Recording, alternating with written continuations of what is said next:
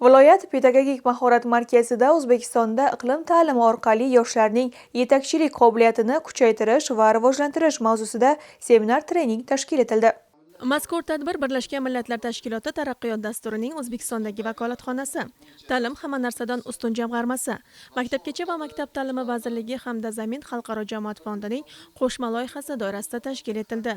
Seminar an'anaviy ta'lim usullaridan farqli ravishda faqat nazariy bilim berish bilan cheklanmay, o'quvchilarda amaliy ko'nikmalarni shakllantirishga yo'naltirilgani bilan ahamiyatli bo'ldi. O'qituvchilarimiz asosan o'sha iqlim o'zgarishini bolalarga o'qitish bo'yicha pedagogik mahoratini oshirishadi. Mana biz bu yerga o'sha tajribali ustozlarni jalb etganmiz bu ishlarga va keyinchalik ular mana shu bilimlarini boshqa maktablar o'qituvchilariga ham tarqatib berishadi. Iqlim o'zgarishi bo'yicha ta'limni bolalarga o'rgatishni juda ham bir o'zini nozik taraflari bor. Shuning uchun bu yerda o'qituvchilar qanday qilib masalan bolalarga mana shu bilimlarni berish mumkin, qanday qilib qaysi mavzularga ko'proq urg'u berish kerak. Bolachalarimiz masalan o'z ustozlaridan nafaqat iqlim o'zgarishi haqidagi nazariy bilimlarni olish bilan to'xtamasdan, balkim ular mana shu bilimlarni qanday qilib amaliyotda qo'llashni ham biz o'rgatishni xohlardik. Bu kabi treninglar an'anaviy dars jarayonlariga nisbatan o'quvchilarning mustaqil fikrlashi, muammolarga yechim topishi va jamoada ishlash qobiliyatini rivojlantirishga xizmat qiladi. Avvallari ta'lim jarayonida asosiy e'tibor bilim berishga qaratilgan bo'lsa, mazkur loyihada kompetensiyaviy yondashuv ustuvor ahamiyat kasb etadi.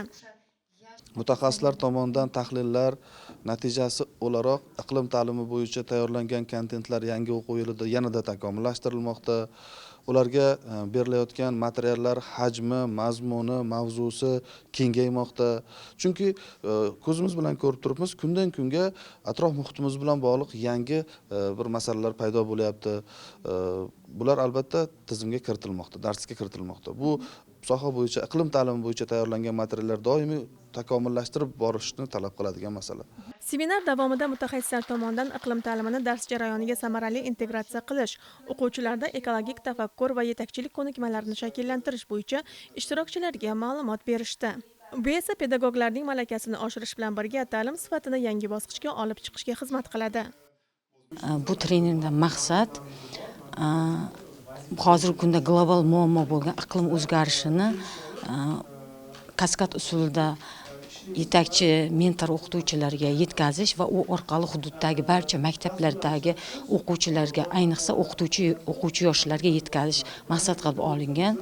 Bunda o'qituvchilarda asosiy bizning maqsadimiz yashil elchilarni tayyorlash, ya'ni o'quvchilar ongida ekologik madaniyatni shakllantirish, chiqindilarni saralash orqali yashil elchilarni tarbiyalash maqsad qilib olingan.